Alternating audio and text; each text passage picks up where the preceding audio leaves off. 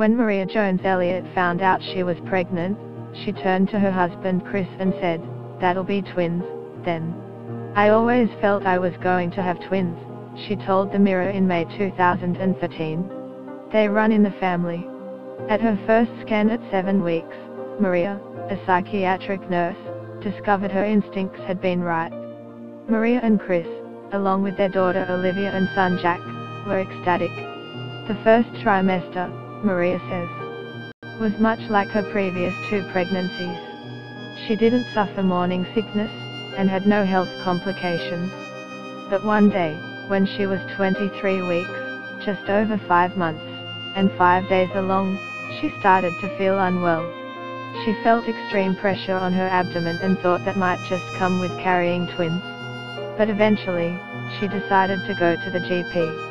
Maria was only there for a few minutes before she was sent straight to the emergency room at Waterford Regional Hospital in Ireland.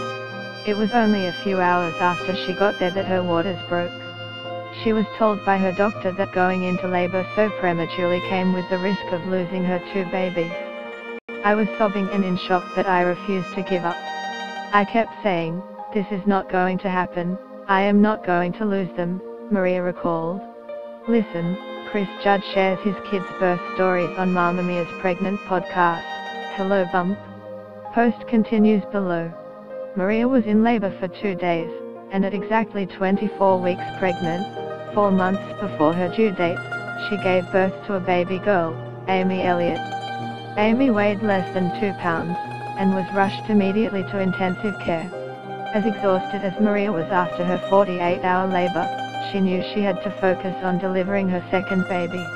But suddenly, her contractions completely stopped. "It was like I'd never even given birth," she said. The doctors tried to induce her the next day, but nothing happened. The staff at the hospital had never heard of anything like it. "It should have been a joyful time, but it was horrific. I had 1 baby in intensive care and 1 inside me, clinging to life," Maria told the Mirror. Maria made up her mind that she would not be leaving the hospital until she had both her girls in her arms. It was 4 days before she was able to see Amy for the first time, and as she looked at her, tiny, in an incubator and with tubes everywhere, she stroked her stomach and prayed. "I just wanted my girls to be together and safe and well," she said. What followed were the hardest 3 months of Maria's life. Every day she visited Amy in intensive care, while her unborn daughter struggled to survive in her womb. It was 5 weeks until she was allowed to hold Amy, who was placed on her chest, with her tiny feet resting on Maria's bump. Katie, unborn twin, immediately reacted. She kicked and started moving, as if she knew. "The second time I held Amy, she turned and put her head towards her sister inside the womb," Maria said. Every moment of every day, Maria expected to go into labor. Finally, on August the 27th, no less than 87 days after the birth of Amy, Maria was induced and she gave birth to Katie, who weighed just over 5 pounds. A few hours later, Amy and Katie were reunited.